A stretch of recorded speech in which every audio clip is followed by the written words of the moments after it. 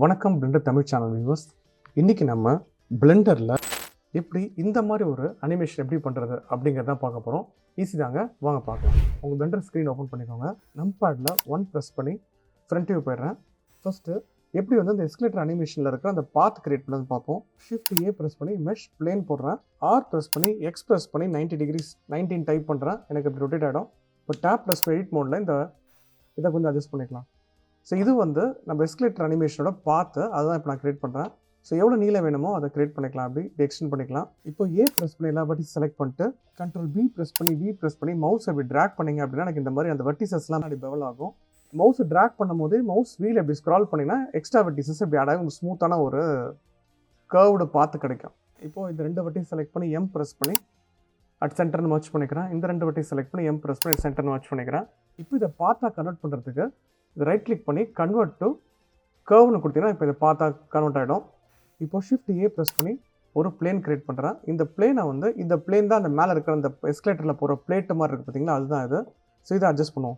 Tape press பண்ணி edit mode போயிட்டு S press பண்ணி எக்ஸ் ஆக்சஸில் இப்படி நல்லா இப்படி ஸ்கேல் பண்ணிக்கிறேன். திருப்பி எஸ் ப்ரெஸ் பண்ணி ஒய் ஆக்சஸில் இப்படி நல்லா இப்படி ஸ்கேல் பண்ணிக்கலாம். ஸோ அந்த பார்த்து எவ்வளோ நீளம் வேணும் அப்படிங்கிறத நீங்களே டிசைட் பண்ணிக்கோங்க. இப்போ டேப் ப்ரெஸ் பண்ணிவிட்டு இப்போ எனக்கு இந்த நிறைய பிளேட்ஸ் வேணும். அதுக்காக நான் என்ன பண்ணுறேன், ரைட் ஹேண்ட் சைட் மாடிஃபைர்ஸ் பண்ணல ஆட் மாடிஃபையரில் போய்ட்டு ஜென்ரேட் அரே கொடுக்குறேன். எனக்கு இந்த மாதிரி ஜென்ரேட் ஆகும். ஸோ இந்த அரே ஆப்ஷன்ஸில் ரைட் ஹேண்ட் சைடில் பாருங்கள், இந்த அரே ஆப்ஷன்ஸில் ஆஃப்செட் வேல்யூ நான் 1.1 வைக்கிறேன். ஸோ அப்போ நடுவில் எனக்கு கொஞ்சம் கேப்ஸ் கிடைக்கும். இப்போ இதில் ரொம்ப ஜாஸ்தியாக இருக்குன்னு ஃபீல் பண்ணிங்கன்னா 1.05 வச்சுக்கலாம். ஓகே, இப்போ கொஞ்சம் கம்மியாக இருக்கும். இப்போ இந்த கவுண்ட்டை நான் இன்க்ரீஸ் பண்ணுறேன் இந்த அரே ஆப்ஷன்ஸில். ஸோ எவ்வளோ தூரம் வேணுமோ நம்ம இன்க்ரீஸ் பண்ணிக்கலாம். ஸோ இந்த பிளேட்ஸ் வந்து இந்த பாத்தில் கொண்டு போகணும். அதுக்காக என்ன பண்ணுறேன், ஆட் மாடிஃபையரில் போய்ட்டு டிஃபார்மில் கர்வ் மாடிஃபையர் கொடுத்துட்டு கர்வ் ஆப்ஜெக்ட்னு இருக்குது பார்த்தீங்களா ஆப்ஷன்ஸில், அதில் போய்ட்டு இந்த ஐ ட்ராப்பர் மாதிரி இருக்கு பாருங்கள், இதை கிளிக் பண்ணி இந்த பாத்தை கிளிக் பண்ணுறேன். இப்போ எனக்கு இது எனக்கு இந்த பாத்தில் இப்படி வர ஆரம்பிச்சிடும். இப்போ இங்கே பாருங்கள், நான் மூவ் பண்ணேன் அப்படின்னா எனக்கு இந்த மாதிரி மூவ் ஆகும், எனக்கு இந்த மாதிரி. ஓகே, ஸோ எனக்கு நிறைய பிளேட்ஸ் வேணும். அதுக்காக என்ன பண்ணுறேன், இந்த அரேயில் இருக்கிற கவுண்ட்டை நான் இங்கே இன்க்ரீஸ் பண்ணுறேன். இங்கே பாருங்கள், ஸோ 21 வைக்கிறேன் எனக்கு. ஸோ எனக்கு ஆல்மோஸ்ட் கரெக்டாக வந்துருச்சு. இப்போ எனக்கு இது பாருங்கள், ஷார்ப்பாக எனக்கு இந்த இடத்துல பெண்ட் ஆகுது. கர்வாக எனக்கு ஸ்மூத்தாக கர்வாக பெண்ட் ஆகணும் அப்படின்னா எக்ஸ்ட்ராவாக வெர்டிசஸ் செக்மெண்ட்ஸ் ஆட் பண்ணணும். ஸோ டேப் ப்ரெஸ் பண்ணிவிட்டு ஏ ப்ரெஸ் பண்ணி எல்லா வெர்டிஸ் செலக்ட் பண்ணிட்டு ரைட் கிளிக் பண்ணி சப்டிவைட்னு கொடுத்து சப்டிவைட் ஆப்ஷன்ஸில் நம்பர் ஆஃப் கட்ஸை கொஞ்சம் நல்லா இன்க்ரீஸ் பண்ணிக்கோங்க. இப்போ டேப் ப்ரெஸ் பண்ணிட்டு நான் பார்த்தேன் அப்படின்னா எனக்கு பாருங்கள் ஸ்மூத்தாக எனக்கு பெண்ட் ஆகுது பாருங்கள். இப்போ எனக்கு இந்த பிளேட்ஸ் கிரியேட் பண்ணியாச்சு, கர்வ் கிரியேட் பண்ணியாச்சு. இப்போ எனக்கு இதில் இந்த பிளேட்ஸ் வந்து இதில் அழகாக மூவ் ஆகணும், எனக்கு லூப்பபிள் அனிமேஷனாக மூவ் ஆகணும். ஸோ அதுக்காக என்ன பண்ணுறேன், என்னோடய டைம் லைனில் ஃபஸ்ட்டு ஃப்ரேமில் ஸ்லைடரை மூவ் பண்ணி வச்சுட்டு என் ப்ரெஸ் பண்ணால் சைடில் இருக்கிற ப்ராப்பர்ட்டிஸ் பேனல் வரும், எனக்கு ட்ரான்ஸ்ஃபார்ம் ப்ராப்பர்ட்டிஸ் பேனல் வரும். அதில் எக்ஸ் ஆக்சிஸில் ரைட் கிளிக் பண்ணி இன்சர்ட் சிங்கிள் கீ ஃப்ரேம் கொடுத்துட்றேன். கொடுத்துட்டு லாஸ்ட் எனக்கு ஒரு 120 ஒரு 100 ஃப்ரேம்ஸ் இருக்குது, அதை 120ன்னு வச்சுக்கிறேன். 120 ஃப்ரேம்ஸில் வச்சுட்டு டைம் லைனில் 120 ஃப்ரேம்ஸில் நான் செட் பண்ணிக்கிறேன் என்னோடய ஸ்லைடரை. செட் பண்ணிவிட்டு இப்போ எனக்கு இது எனக்கு அழகாக லூப் ஆகணும். எனக்கு அதுக்காக நான் என்ன பண்ணுறேன், இந்த ஃபஸ்ட்டு எனக்கு என்ன வேல்யூ இருக்குன்னு பாருங்கள். டைமென்ஷன்ஸில் போய் இதை கிளிக் பண்ணிங்கன்னா எனக்கு இந்த வேல்யூ இருக்கும். இதை காப்பி பண்ணிக்கோங்க. கண்ட்ரோல் சி கொடுத்து நான் காப்பி பண்ணிக்கிறேன். காப்பி பண்ணிட்டு எக்ஸ் ஆக்சிஸில் வந்து அந்த வேல்யூ அப்படியே கண்ட்ரோல் வி கொடுத்து பேஸ்ட் பண்ணிவிட்டு மைனஸ்ன்னு மட்டும் போட்டுக்கோங்க. முன்னாடி வந்து நான் மைனஸ் மட்டும் அப்படியே ஆட் பண்ணிக்கிறேன். கொடுத்து ரைட் கிளிக் பண்ணி இன்சர்ட் சிங்கிள் கீ ஃப்ரேம் கொடுத்துறேன். இப்போ பார்த்தீங்க அப்படின்னா எனக்கு இப்போ எனக்கு இது ப்ளே ஆகும் ஸ்மூத்தாக. அது பாருங்கள். ஆனால் எனக்கு வந்து என்னென்னா, எனக்கு அனிமேஷன் ப்ளே ஆகுது. ஆனால் எண்டு ஃப்ரேம்க்கு வந்ததுக்கப்புறம் எனக்கு வந்து ஜர்க் ஆகாமல் ஸ்மூத்தாக எனக்கு லூப் ஆகணும். இந்த அனிமேஷன் அப்படி லூப் ஆகணும் அப்படின்னா என்ன பண்ணுறதுன்னு பார்ப்போம். இப்போ இங்கே பாருங்கள், டக்குன்னு போகுது. ஸோ அந்த டக்குன்னு போகாமல் எனக்கு ஸ்மூத்தாக லூப் ஆகணும் அனிமேஷன் அப்படின்னா ஸ்டார்ட் ஃப்ரேமும் எண்ட் ஃப்ரேமும் ஈவனாக ஒரே பாயிண்ட்டில் இருந்துச்சு அப்படின்னா உங்களுக்கு கரெக்டாக ஒரே பொசிஷனில் இருந்துச்சு அப்படின்னா உங்களுக்கு லூப் ஆகும். அதுக்காக என்ன பண்ணலாம் அப்படின்னா ஃபஸ்ட் ஃப்ரேமில் வச்சுட்டு டேப் ப்ரெஸ் பண்ணுங்கள். இந்த நம்ம மாடல் இருக்குது பார்த்தீங்கன்னா, இந்த ஃபஸ்ட்டு மாடலை நான் என்ன பண்ணுறேன், ஏ ப்ரெஸ் பண்ணி எல்லா வாட்டி செலக்ட் பண்ணிட்டு கரெக்டாக இப்படி நான் மூவ் பண்ணி இந்த இடத்துல ப்ளேஸ் பண்ணிக்கிறேன். கரெக்டாக இந்த எட்ஜில் இந்த லைனில் இந்த எட்ஜில் கிஸ்மோவில் இருக்கிற லைனில் இருக்கிற மாதிரி ப்ளேஸ் பண்ணிட்டு இப்போ நான் அதை ப்ளே பண்ணுறேன். இப்போ பாருங்கள், எனக்கு ஸ்மூத்தாக ப்ளே ஆகும், எந்த ப்ராப்ளம் இல்லாமல் ஸ்மூத்தாக ப்ளே ஆகும். ஸோ இந்த மாடலை செலக்ட் பண்ணிட்டு டைம் லைனில் ஏ ப்ரெஸ் பண்ணி இந்த ஃப்ரேம்ஸ் எல்லாம் செலக்ட் பண்ணி டி ப்ரெஸ் பண்ணி லீனியர்னு கொடுத்துருங்க. ஸோ அனிமேஷன் உங்களுக்கு ஸ்மூத்தாக ப்ளே ஆகும். இப்போ பாருங்கள், ஸோ கீ ஃப்ரேம்ஸை லீனியர்னு மாற்றிருக்கேன். ஓகே, இப்போ எனக்கு இந்த அனிமேஷன் பர்ஃபெக்டாக வந்துருச்சு. இப்போ ஃபஸ்ட்டு இந்த பிளேட்ஸ்க்கு ஒரு டெப்த்து கொடுக்கலாம். எப்படி கொடுக்கலான்னா, இந்த பிளேட்டை செலக்ட் பண்ணுங்கள். மாடிஃபைஸ் பேனலில் ஆட் மாடிஃபையரில் போய்ட்டு ஜென்ரேட் சாலிடிஃபைன்னு கொடுங்க. எனக்கு இந்த மாதிரி திக்னஸ் கிடைக்கும். பாருங்கள், திக்னஸ் இருக்குது. ஸோ சாலிடிஃபை ஆப்ஷன்ஸில் திக்னஸ் வரையும் நான் இன்க்ரீஸ் பண்ணுறேன். ஸோ எனக்கு திக்னஸ் நல்லாவே கிடைக்கும் இந்த இடத்துல. ஸோ இந்த இடத்துல பாருங்கள், ரொம்ப சாஃப்டாக இல்லாமல் ஹார்டாக தெரியுது. ஸோ ரைட் கிளிக் பண்ணி ஷேடட் ஸ்மூத்னு கொடுத்தா எனக்கு இந்த மாதிரி எனக்கு சாஃப்டாக வரும். இப்போ இந்த எஜஸ்லாம் எனக்கு ஷார்ப்பாக இல்லாததுக்காக என்ன பண்ணுறேன், டேப் ப்ரெஸ் பண்ணி எடிட் மோட் போய்ட்டு Ctrl+R ப்ரெஸ் பண்ணி இப்படி ஒரு லூப்பு, திருப்பி Ctrl+R ப்ரெஸ் பண்ணி இப்படி ஒரு லூப் ஆட் பண்ணுறேன். அதேமாதிரி Ctrl+R ப்ரெஸ் பண்ணி இப்படி ஒரு லூப்பு, திருப்பி இங்கே Ctrl+R ப்ரெஸ் பண்ணி இப்படி ஒரு லூப் ஆட் பண்ணுறேன். இப்போ டேப் ப்ரெஸ் பண்ணி பாருங்கள், எனக்கு எஜஸ்லாம் ஷார்ப்பாக ஸ்மூத்தாக பார்க்கறதுக்கு அழகாக இருக்கும் இந்த மாதிரி. ஓகே, ஸோ இப்போ எனக்கு அந்த எஸ்கலேட்டர் அனிமேஷன், எஸ்கலேட்டரோட அந்த அனிமேஷன் க்ரியேட் பண்ணியாச்சு.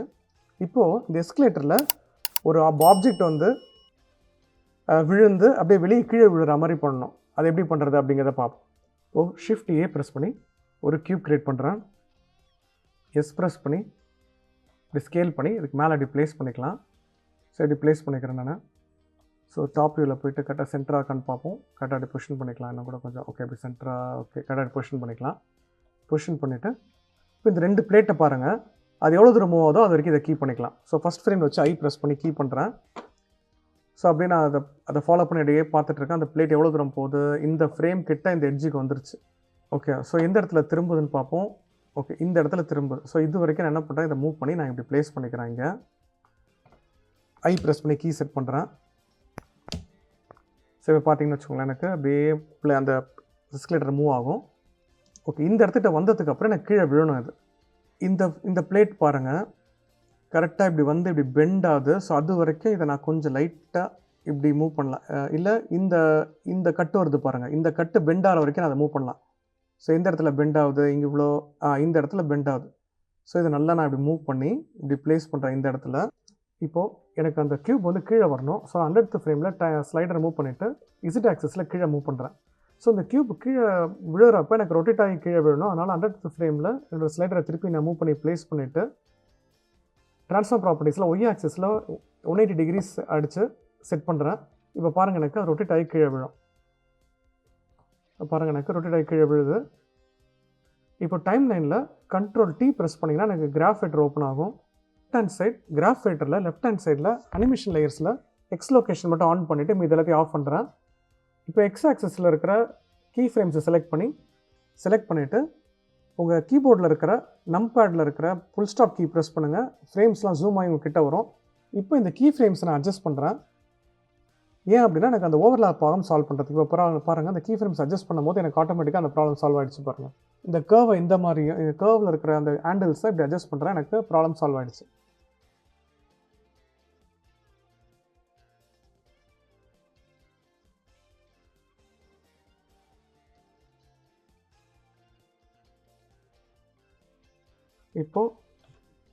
இப்போ ஒரு ஹோலில் விழுற மாதிரி இது பண்ணணும். அதுக்காக என்ன பண்ணுறேன், ஃப்ரண்ட் வியூ வந்துட்டு நம்பரில் 7 கீ ப்ரெஸ் பண்ணி டாப் வியூ போய்ட்டு Shift A ப்ரெஸ் பண்ணி ஒரு பிளேன் க்ரியேட் பண்ணுறேன். நல்லா பெருசாக ஸ்கேல் பண்ணிக்கலாம். ஸ்கேல் பண்ணிவிட்டு இதை கரெக்டாக ஃப்ளோரில் இருக்கிற மாதிரி நான் ப்ளேஸ் பண்ணுறேன் கரெக்டாக.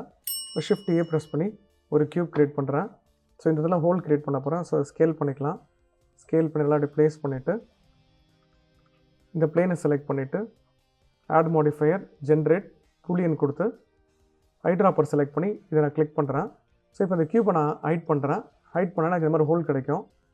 ஸோ இப்போ இந்த இடத்துல ஒரு டெப்த் வேணும் அப்படின்னா இந்த பிளேனை செலக்ட் பண்ணிட்டு ஆட் மாடிஃபையரில் போய்ட்டு ஜென்ரேட் சாலிடிஃபை கொடுங்க. திக்னஸ் இன்க்ரீஸ் பண்ணக்க இந்த மாதிரி ஹோல் கிடைக்கும் கீழே.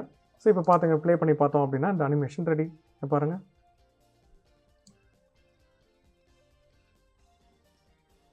ஸோ இப்போ இந்த இடத்துல எனக்கு இந்த இதில் எட்ஜஸ்லாம் கொஞ்சம் கர்வ்டாக வேணும், ஷார்ப்பாக வேணாம் அப்படின்னா அந்த பூலியன் க்யூபை ஹைட் பண்ணலாம். அதை ஆன் பண்ணுங்கள். ஆன் பண்ணி இந்த க்யூபை செலக்ட் பண்ணிட்டு ஆட் மாடிஃபையர் ஜென்ரேட் பெவல் கொடுங்க. பெவல் வேலை அட்ஜஸ்ட் பண்ணிவிடுங்க. இப்போ இதை ஆஃப் பண்ணலாம். இப்போ எனக்கு அந்த எட்ஜஸ் கர்வ்டாக இந்த இடம் பாருங்கள், எனக்கு கர்வ்டாக கிடைக்கும், இந்த இடம் சாஃப்டாக கிடைக்கும். ஸோ இந்த அனிமேஷனை ட்ரை பண்ணி பாருங்கள். ஏதாச்சும் டவுட்ஸ் இருந்தால் கமெண்ட்ஸில் சொல்லுங்கள். இதே மாதிரி ஒரு நல்ல டுட்டோரியலோட மீண்டும் சந்திக்கிறேன். அது வரைக்கும் நன்றி, வணக்கம், தேங்க்யூ. இந்த வீடியோ உங்களுக்கு பிடிச்சிருந்தா லைக் பண்ணுங்கள். இதே மாதிரி நிறைய பிளெண்டர் டுட்டோரியல்ஸுக்கு சப்ஸ்கிரைப் பண்ணுங்கள். அந்த பெல் ஐக்கானையும் ப்ரெஸ் பண்ணுங்கள்.